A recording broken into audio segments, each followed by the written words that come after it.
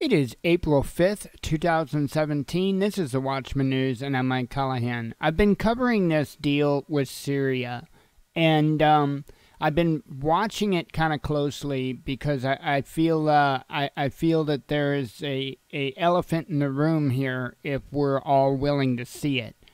I'm starting to wonder, I'm starting to pretty well be sure that our commander-in-chief has sold out.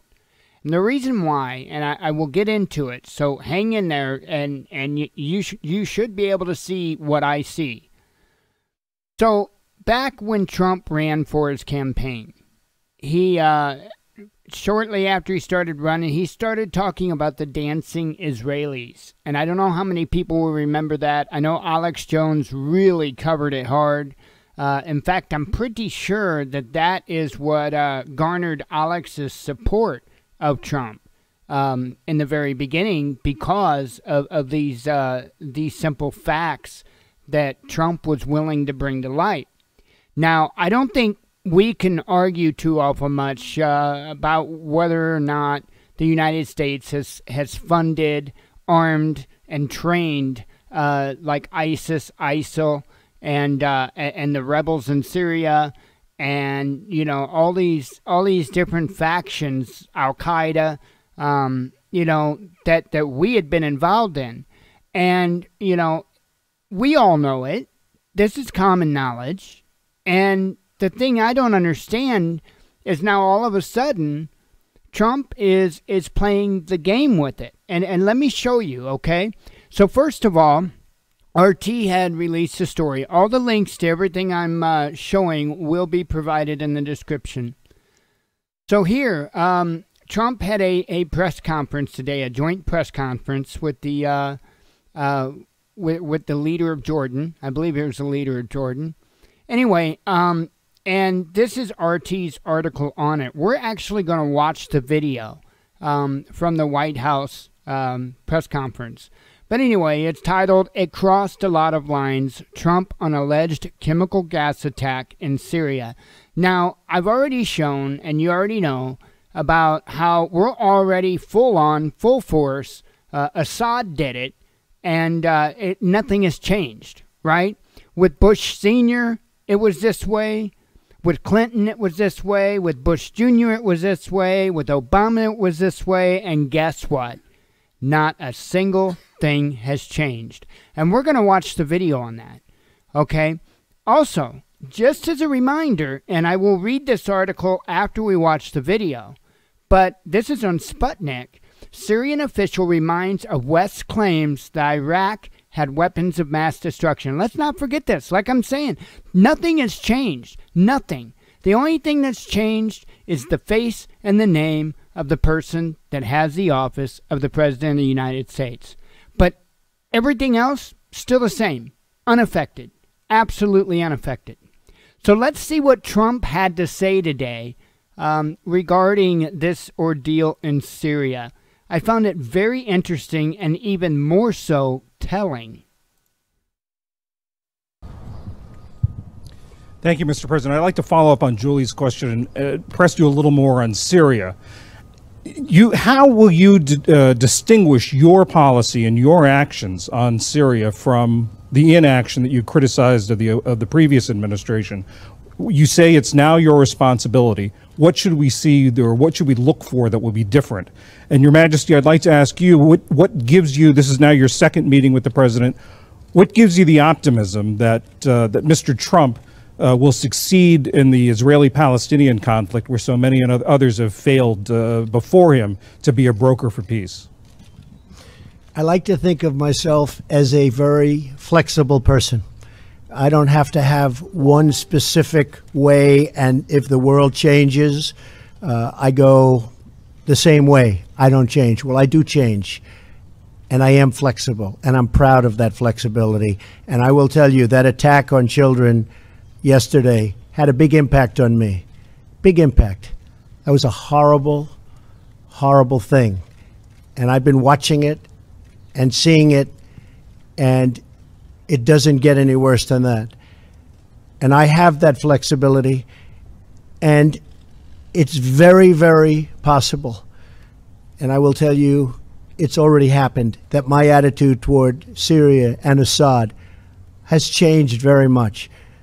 And if you look back over the last few weeks, there were other attacks using gas. You're now talking about a whole different level. So, as you know, I would love to have never been in the Middle East. I would love to have never seen that whole big situation start. But once it started, we got out the wrong way, and ISIS formed in the vacuum, and lots of bad things happened. I will tell you, what happened yesterday is unacceptable to me. Can I follow up, sir? Last year you seemed to be reluctant to get involved or to intervene in Syria directly. Is that one thing that's changed after yesterday? Well, one of the things I think you've noticed about me is militarily, I don't like to say where I'm going and what I'm doing. And I watched past administrations say, we will attack at such and such a day, at such and such an hour. And you, being a warrior, you would say, why are they saying that? And I'm sure you sat back in Jordan and you said, why are they saying that? I watched Mosul, where the past administration was saying, we will be attacking in 4 months. And I said, why are they doing that? Then a month goes by and they say, we will be attacking in 3 months, and then 2 months, and then we will be attacking next week. And I'm saying, why are they doing that? And as you know, Mosul turned out to be a much harder fight than anyone thought. And a lot of people have been lost in that fight. I'm not saying I'm doing anything one way or the other, but I'm certainly not going to be telling you, as much as I respect you, John. Thank you. Sir, I think... Okay, so there you get the idea of it, right? So we're full on, you know, Assad is a bad guy. Assad did this.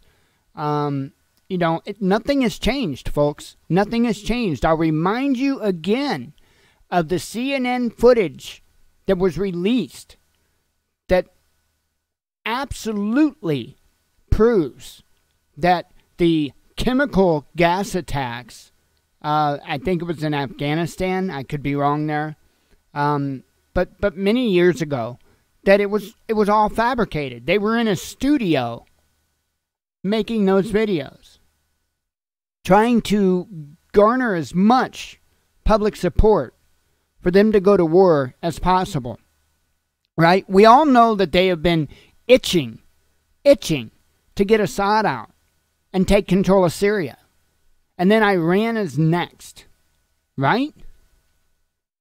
It's crazy. It's absolutely crazy. So let's read the article from Sputnik. And again, I'll provide all the links to this stuff down in the description. I just want you guys to have an open mind here, okay? That's all I'm asking. Look at this with an open mind. Okay, as the article reads, the headline is, Syrian official reminds the West claims Iraq has weapons of mass destruction.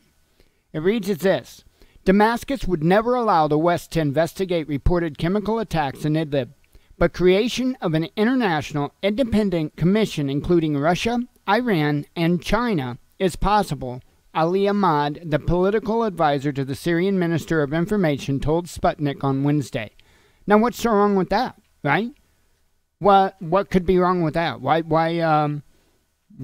would they refuse to allow those other countries to investigate as well? See, you see this with a lot of stuff, even with the nightclub shooting that happened in Paris, right?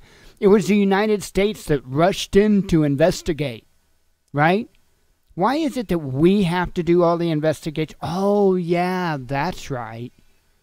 The same reason why all these unarmed people are shot and killed. They have to do an internal investigation, and not an external investigation, an internal investigation, for the same reasons, folks. Earlier in the day, a source in the U.S. mission to the United Nations told Sputnik that the United States, France, and the United Kingdom have introduced to the UN Security Council a draft resolution on the reported use of chemical weapons in the Syrian city of Idlib. The Syrian party will certainly not allow entering Syria without the state's approval, especially if it is the West alone. If the countries friendly to Syria, including Russia, take part in any investigation processes, we could think about it, because the West always wants to dictate its conditions to the Syrian party. Exactly, they want to control the narrative. But if the commissions are moderate and include Russia, Iran, China, several parties, Russia called for a creation of a group that includes both the West and the East in order to find out the truth in many issues. But they, the West, only want their own people, Ahmad said. The advisor stressed that allowing the Western countries to conduct their own investigation would be repeating the mistakes of the past, and reminded that when they, the West, accused Iraq of having weapons of mass destruction, there were big commissions, and in the end, they destroyed the country. Do we need to repeat the mistakes of others, Ahmad asked. Speaking about the Western countries accusing Damascus of using chemical weapons in Idlib, Ahmad underlined that many leaders hurried to put the blame on Damascus without waiting for any detailed information, which is a sign of a political decision aimed to support illegal military groups fighting against the Syrian forces. The advisor also reminded that Syria destroyed its entire arsenal of chemical weapons in 2013 under international observation, and stressed that there are no more chemical weapons left in Syria, and the entire world knows it. Earlier in the day, the Russian Foreign Ministry spokeswoman said the Idlib chemical weapons attack allegation reminded Colin Powell's claims in 2003.